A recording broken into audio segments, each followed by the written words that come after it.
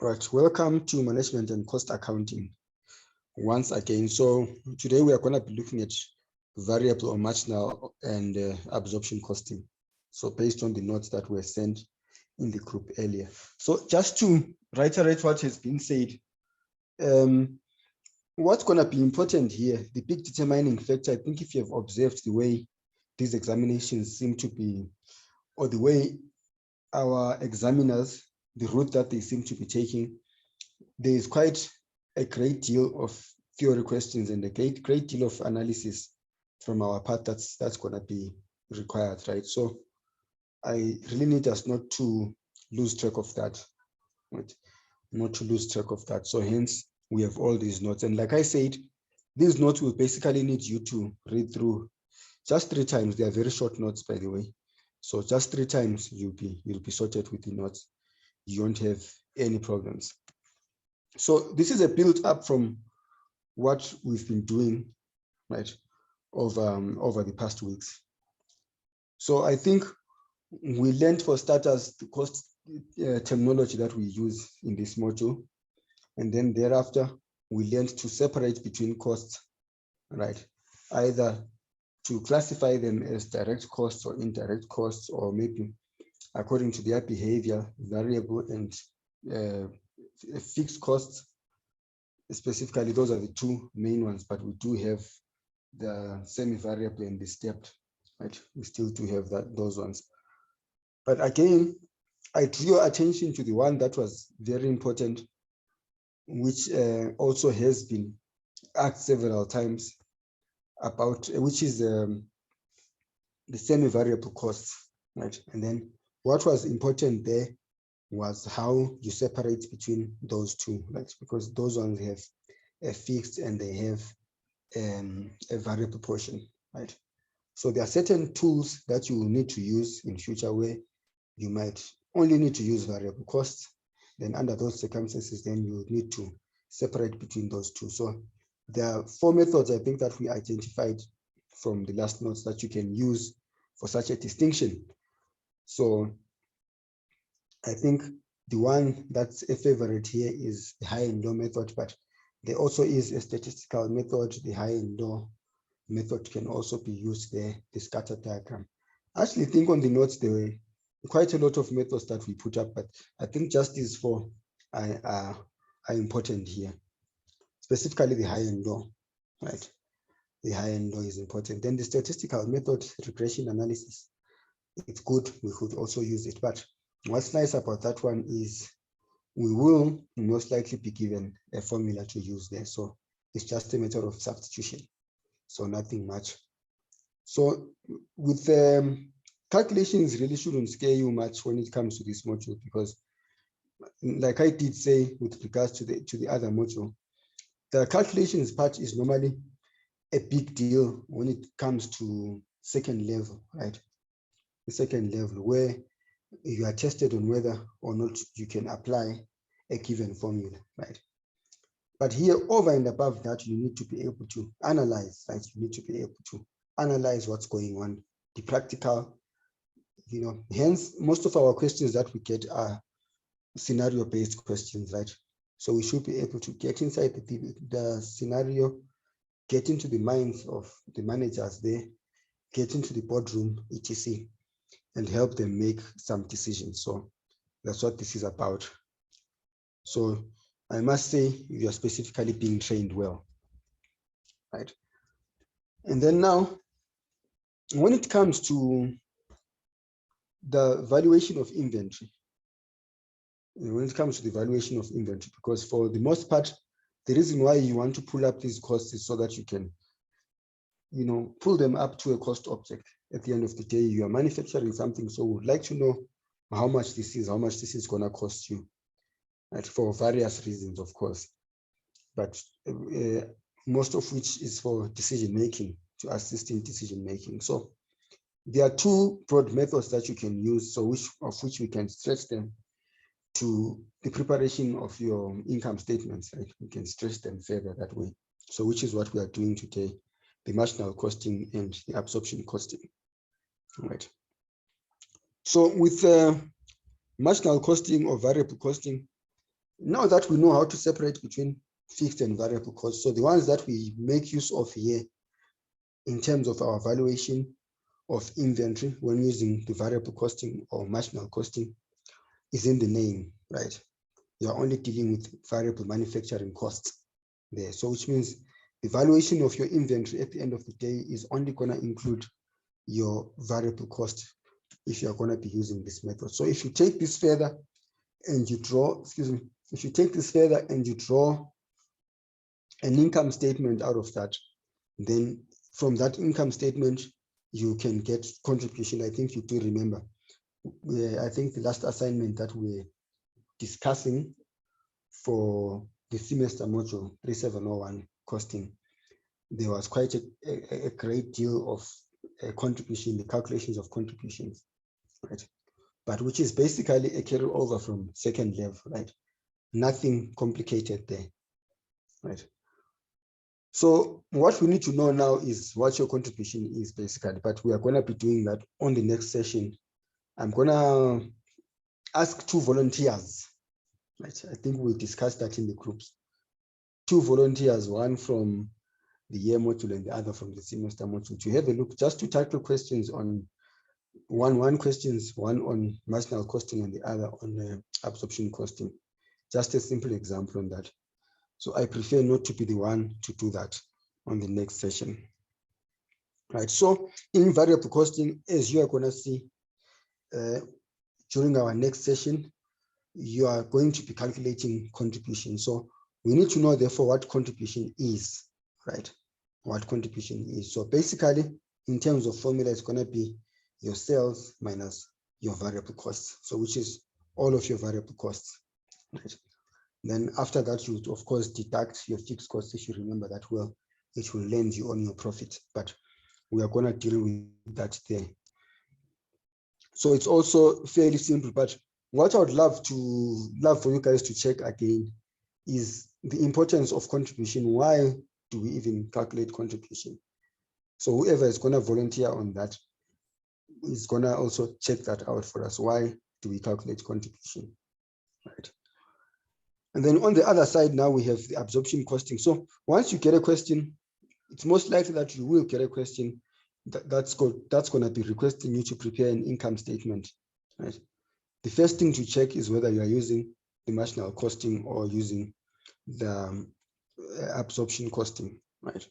Because that's going to make a great deal of a difference, right? So the absorption costing method, instead of only using the variable manufacturing costs in your valuation of inventory, this one now uses both variable and the fixed manufacturing cost. So whenever, again, just a reminder, whenever you are calculating the value of inventory, remember the other distinction that we drew from the previous session. If you are going to be pulling up costs for the valuation of inventory, remember that costs can also be separated between product costs and period costs, right? So when specifically looking at the valuation of inventory, then you are not dealing with the period costs there. You are dealing with manufacturing costs, which are the product costs, right? What it costs you to manufacture it. So the one method, like we said, only takes into consideration the variable costs, manufacturing costs.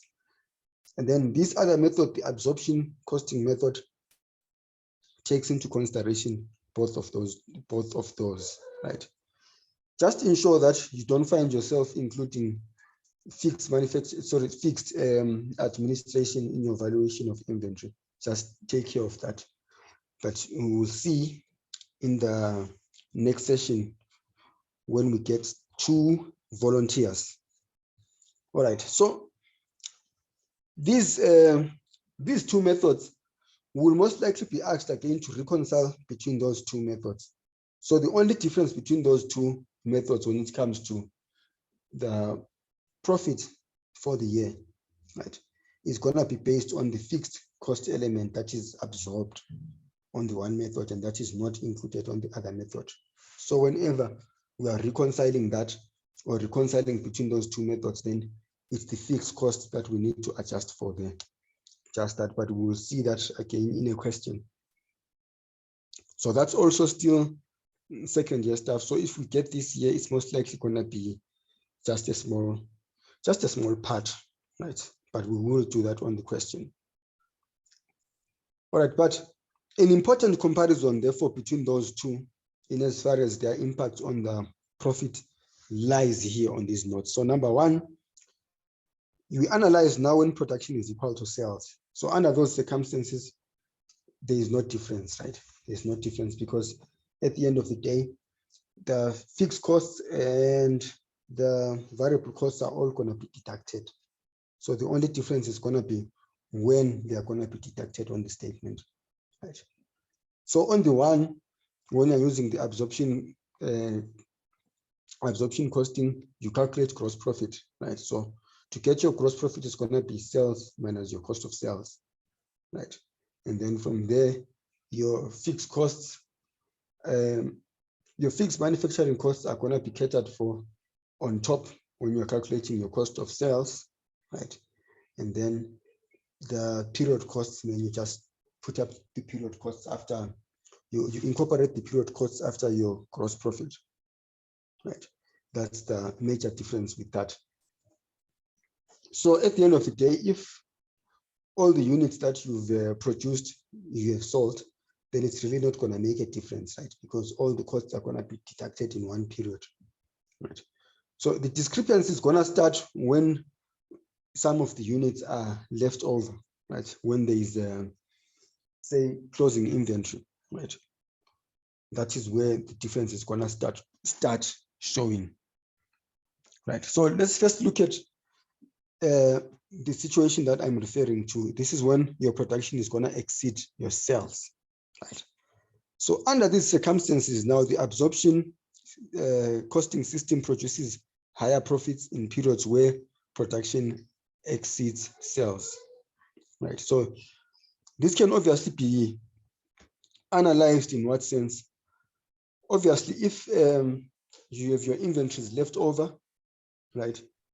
So which means part of the fixed cost is going to be held up in that inventory and it's not going to be deducted in that particular year, but deducted in the next period. So remember, when you're calculating your gross profit, what do you do?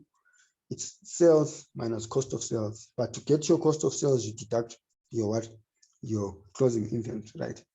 Your closing inventory was not sold, so it's not part of your cost of sales, right? That's the logic behind that. So which means the cost of manufacturing that is going to be carried over to the following period, right?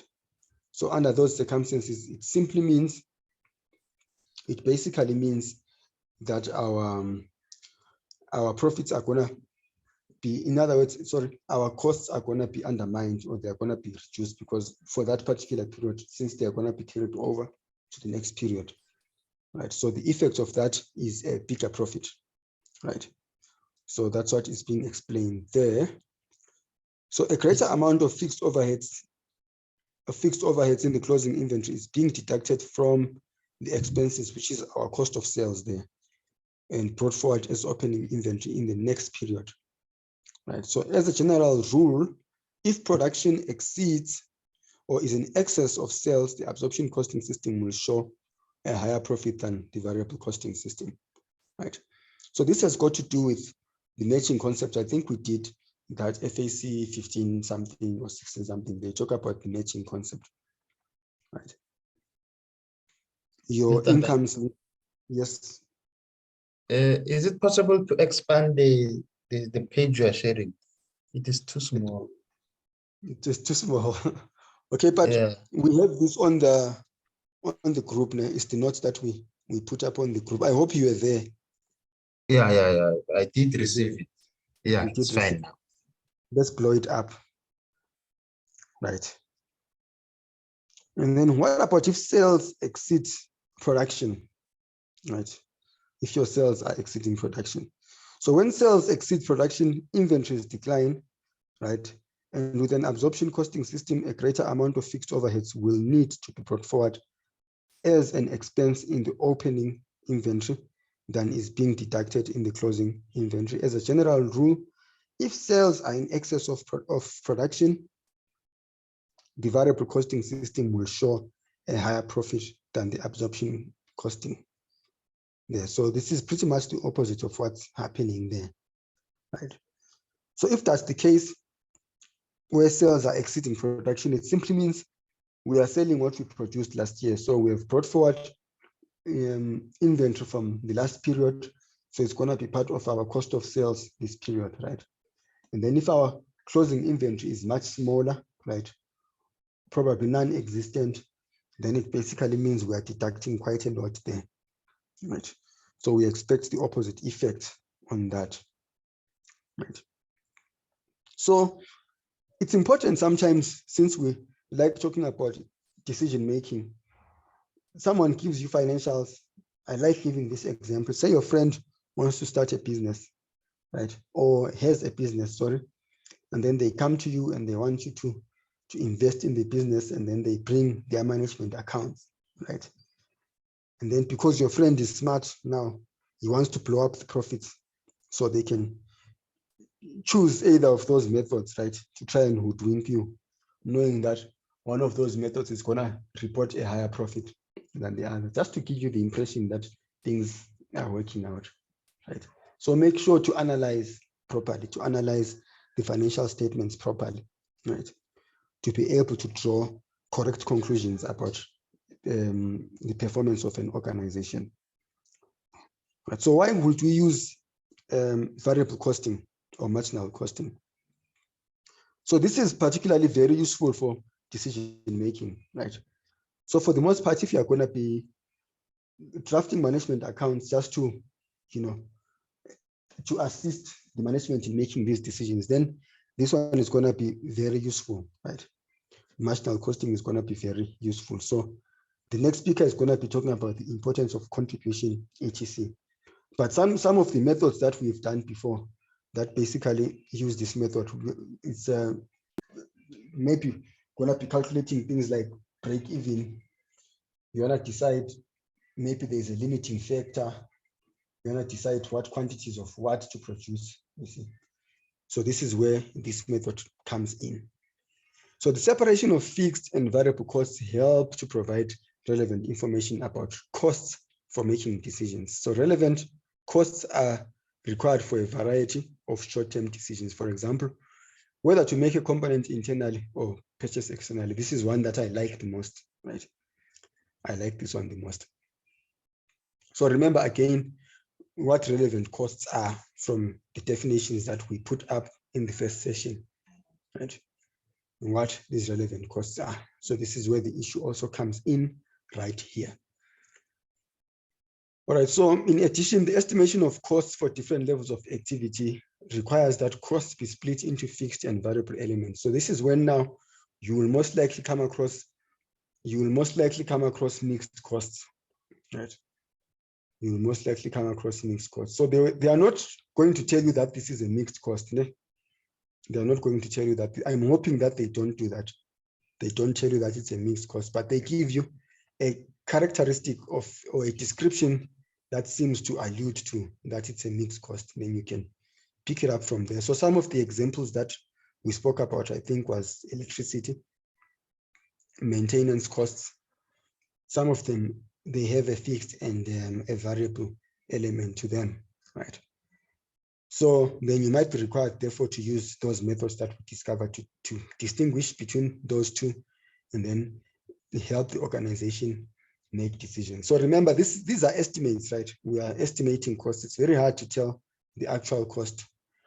In any case, if we are going to be using this to make decisions, we are going to be using historical information, of course, right? But you want to project things into the future, right? We want to project things into the future and see some of the repercussions of decisions that we can make. For example, if you look at cost, volume, and profit analysis, you want to see the effects of when there's a change in volume, right? You want to see the effect of that on profit. What happens when your cost change, say your fixed cost change, or say your variable cost change? What happens to our profit, right? So there are certain activities maybe that we might want to choose between, say, two activities or two projects. Let me put it that way, two projects. And then obviously, or not obviously, okay, we might want to use quantitative methods, right, to decide between those two methods. So which might entail that we see the effect of those costs or some of those changes or the introduction of a new project on the profit of an organization, right? What effect would that have on the profit of an organization? So there, first of all, we need to know what are the relevant costs, right? What are the incremental costs there? What are the variable costs? Sometimes we need to use those variable costs there, right? So we need to be accurate in that regard, right? So the conclusion here is there is no reason, however, why an absorption costing system cannot be used in the profit measurement and inventory valuation. Costs can be analyzed into their fixed and variable elements for decision making, right? So we basically want to make use of these costs for decision making. So the advantage of variable costing is that the analysis of variable and fixed costs is highlighted, while such an analysis is not a required feature in the absorption costing, right? So hence, we are going back to the issue of what does contribution tell you? What is the definition of contribution, right? In a layman's term, if you're going to be explaining this to your board of directors, then you're now saying our contribution is 300 Rand. So what does it mean, right? What does it mean in terms of the organization? All right, then variable costing removes from profit the effects of inventory changes, right? It removes from profit the effects of inventory changes. So this is what we're talking about now in the previous session. So we have seen that with variable costing, profit is a function of sales volume, right? Whereas with absorption costing, profit is a function of both sales and production, right? We have also learned using absorption costing principles that it is possible for profit to decline when the sales volume increases, right? So where inventory levels are likely to fluctuate now significantly, profits may be distorted, right? For the reasons that we mentioned earlier, right? When they are calculated, so which is when they are calculated on the absorption costing method. So they will fluctuate, right? They will fluctuate significantly. So imagine now if you want to draw a trend, for example, a profit trend, and then there are huge fluctuations in your inventories, there are closing inventories and opening inventories. Your calculations are really going to be distorted there. So as profits are likely to be distorted by an absorption costing system, there are strong arguments for using variable costing methods when profits are measured at a frequent what? Let me take this back there. Frequent interval, it seems. And inventory levels fluctuate from month to month, right? So under those circumstances, then you want to go for this method. So why are we talking about this anyway? Sometimes after preparing these statements, then you want to talk about the drawbacks and the advantages of doing what you are doing, why you are choosing that method, right? Maybe you are in management and you are holding such a position where you get to decide what method to use. Then you get to tell your junior staff, please go and prepare maybe a marginal costing statement or an absorption costing statement. You get to make that decision. So you need to know which one is suitable for what, right? Under what circumstances is one method suitable and the other, under what circumstances is the other method suitable, right? Not just for examination purposes, of course. Right, so variable costing avoids fixed costs being capitalized in unsellable inventories, right? So sometimes you have inventories that at the end of the day you can't sell, right? Maybe they have become obsolete, etc., for whatever reason. But what happens is those inventories are capitalized. You see them, sorry, those costs, right? Those fixed costs, the fixed cost element is capitalized, and you see that appearing on the statement of financial position there under inventories. So you will have a fixed cost element being capitalized. So imagine now when you're going to be dealing with inventories that cannot be sold, right? Then it really becomes something else. All right. However, there may be some delay before management concludes that the inventories cannot be sold without a very large reduction in the selling price, right?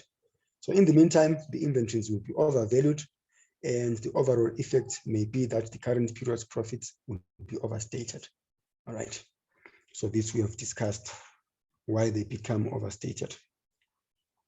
All right. But what about the arguments that are in support of absorption costing method? So this is also there in the earlier notes.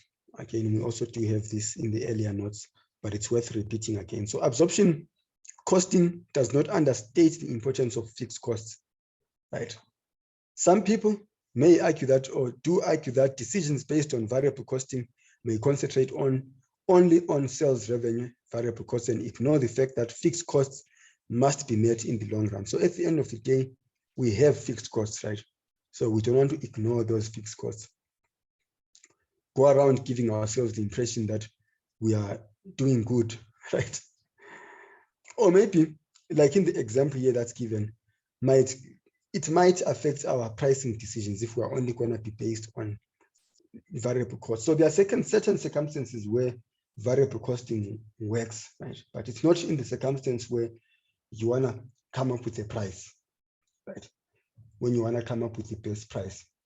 So the best price, right, for argument's sake, right, holding all things constant. I know there are many factors that we look into when deciding on pricing, but quantitatively speaking, the best price would be one that covers the cost of production, right? All the costs of production, preferably all the costs, right, including non-production costs. If you can cover all those costs, then we are going to be happy. So which is going to include both variable and fixed costs, right? So under those circumstances, then you guarantee yourself that you are going to make a profit, right? But again, let's not negate the fact that sometimes you'll be required to make a decision like, should you discontinue a product or should you still continue producing certain products, right? So there you might then make use of marginal costing, right? So the logic there would be simple. Once you are making a contribution, then there's really no need to discontinue the product, right? Because in the real sense, it is contributing to the well-being of the organization. So under those circumstances, then if you use absorption costing method, you might otherwise discontinue a product that would have been useful, right, in terms of going towards the reduction of our overall costs, right? So in other words, if you're going to be looking at marginal costing in itself, then if it's making a contribution, then you're generally saying the variable costs to manufacture this, so the incremental costs to manufacture this are basically much lower than the selling price. So which means you are not really manufacturing at a loss. But the red flag now is when your contribution is negative. Then you know that you are simply wasting the organization's resources. So I think I've been in a similar situation, the one company that I used to work for, but it was a little bit tricky now because it's practice. It's in practice now. We're printing newspapers. Right? Some years back, it was 2009, thereabout. So the company was printing newspapers. So they have different brands, if I'm to put it that way. So where you have, say, the Sun, you have the Star. So all that being produced under one company. Right? What other one? All right, let's just look at the Sun and the Star, right? Those two, let's say, and Sowetan, those three newspapers. So the internet wasn't so big that time, so printing was very effective. We relied on those cells a lot. So what would happen now is you find that one paper is making huge profits while the other paper, okay, let's not say profits, let's say sales. Like the one paper is making huge sales while the other paper is not making enough sales, right? So the one decision that we had to make, first of all, was the one paper that was not making sales, it was, I would say, a paper like, is it the Star? Yes, or the Sun, but where you find all the gossip. So it wasn't making huge sales, particularly on a daily basis, right? So we decided that, okay, let's shut it off and then do it only on Fridays, right? So that you can have your clientele waiting for the paper, you know, speculating as to what's going to be on the paper on Friday, right? Then the effect was the sales were good on Friday, right? But in making that decision again, then you would have to analyze the production costs, right? You would have to analyze the production costs of that sort of paper, particularly the variable production cost, since the fixed cost, you're going to be sharing it with the other paper, and then the selling price to see, okay, is it really making a contribution or not? Maybe check again the break even, right? How many must we sell per day for us to break even? Are we getting to that point? So sometimes it turns out that you are not reaching that target, right? So if you're not reaching that target, then it's not helpful for the organizations. So hence we shifted it and said, okay, this is going to be on Friday. So come Friday, the sales were good enough, but only for a short while, right? Only for a short while. Then came the other paper, a vernacular paper. This one was straight up making losses, right? But the thing is, we couldn't discontinue the paper. Like, let's say it's a newspaper that you are printing for. It's a regional paper, and you're printing it in Eastern Cape, right? And it's a Xhosa paper, or maybe if it's in KZN, it's going to be a Zulu paper. So before you discontinue such a product, then fine, quantitatively speaking, it's making a loss. But before you discontinue that, you want to look at other circumstances surrounding that paper. The fact that it's a vernacular paper, maybe discontinuing the paper might have a backlash in that sort of in that province. You see, so you need to think about some of those things before you go there with figures to the boardroom and tell them, let's take this paper out, right? There are some people who support the organization because of that, right? There are social factors that you want to take into consideration, etc. Maybe educational factors, right? The fact that people are not buying it as much, but it's contributing towards the, you know, retaining our culture, etc. So you need to be thinking of such things there before you discontinue products, right? But we will see that again, hopefully in the next session or two. All right, absorption costing avoids fictitious losses being reported, right? How so? In a business that relies on seasonal sales, in which production is built up outside the sales season to meet up demand, then the full amount of fixed overheads incurred will be charged in a variable costing system against sales, right? So this is under a variable costing system. So you're looking at a situation where sales are seasonal, right? So under those circumstances, maybe you're making huge sales here and then there's a huge gap and then huge sales later. So however, in those periods where production is being built up on sales or being built up for sales later in a season, sales revenue will be low, but fixed costs will be recorded as an expense, right? So the result is that losses will be reported during the out of season periods and large profits will be reported in the periods where the goods are being sold, right? So by contrast, in an absorption costing system, fixed overheads will be deferred and included in the closing inventory valuation and will be recorded as an expense only in the period when the goods are sold. So this is the matching concept, right?